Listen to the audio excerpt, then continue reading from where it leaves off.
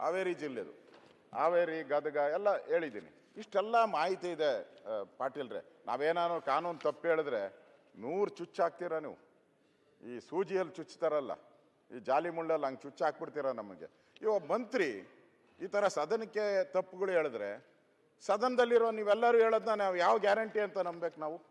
ಸದನದಲ್ಲಿ ಎಲ್ಲ ಮಂತ್ರಿಗಳು ಕೊಡ್ತಾರೆ, ನಾವು ಅದನ್ನು ವೇದವಾಕ್ಯ ಭಗವದ್ಗೀತೆ ನಾವೆಲ್ಲ ಅಂತ ತಿಳ್ಕೊತೀರಿ ನಾವು. ಮುಖ್ಯಮಂತ್ರಿಗಳು ನಾಳೆ ಕೊಡೋರಿದ್ದಾರೆ ಉತ್ತರ ಕರ್ನಾಟಕಕ್ಕೆ, ಅದು ಸುಳ್ಳ. ಈ ಥರ ಸದನದ ಅಗೌರವ ಆಗ್ತೈತೆ. ನನಗೆ ಏನು ಇದಿಲ್ಲ. ನೀವು ರಾತ್ರಿ ಎಲ್ಲ ನೀವು ಏನು ಮಾಡ್ತೀರಾ, ಡಿನ್ನರ್ ಪಾಲಿಟಿಕ್ಸ್ ಕರೆದು ಬಿಡ್ತೀರಾ. ಡಿನ್ನರ್ ಪಾಲಿಟಿಕ್ಸ್ ರಾತ್ರಿ 1 ಗಂಟೆ ಇಲ್ಲ ಅಧ್ಯಕ್ಷರೇ, ಅದೇ ಪ್ರಾಬ್ಲಮ್ಮು. 11, 12 ಗಂಟೆಗೆ ಬಿಡ್ತಾರೆ ಇವರು. ಅವ್ರು ರೆಡಿ ಆಗಲ್ಲ. ಬೆಳಗ್ಗೆ ಅವ್ರಿಗೇನು ಕ್ಲಾರಿಫಿಕೇಶನ್ ಅವ್ರು ಸರಿಯಾಗಿ ತಗೊಬೇಕಲ್ಲ, ಬಂದು ಏನೂ ಇಲ್ಲ, ಡೈರೆಕ್ಟಾಗಿ ಬಂದ್ಬಿಡ್ತಾರೆ. ಈಗ ಅದರಿಂದ ನನಗೆ ಇಲ್ಲಿ ಯಾರು ಹೇಳೋರು ಕೇಳೋರು ಇಲ್ವಾ? ನೀವಾದ್ರೂ ಅವ್ರಿಗೆ ಹೇಳ್ಬೇಕು. ಯಾಕಿಂತ ಉತ್ತರ ಕೊಡ್ತೀರಿ? ಏನ್ ಕೊಡ್ತೀರಾ ಅವ್ರಿಗೆ? ಈಗ ಪನಿಷ್ಮೆಂಟ್ ಏನು? ನಾವೇನ ಕೊಚ್ಚುತ್ತೀವಿ, ಮಣ್ಣೆ ಮಾಡಿದ್ರೆ ಏನಪ್ಪ ಸರ್ಕಾರದ ಮಂತ್ರಿ ಮೇಲೆ ಮಾಡ್ತೀರಾ ಅಂತೀರಾ? ಇಲ್ಲಿ ನನ್ಗೆ ಹೇಳೋದು, ಇವ್ರು ಯಾಕೋ ನನಗನ್ಸೋದು ಉತ್ತರ ಕರ್ನಾಟಕ ನ್ಯೂಸ್, ಇದು ಕನ್ನಡದ ಉಸಿರು.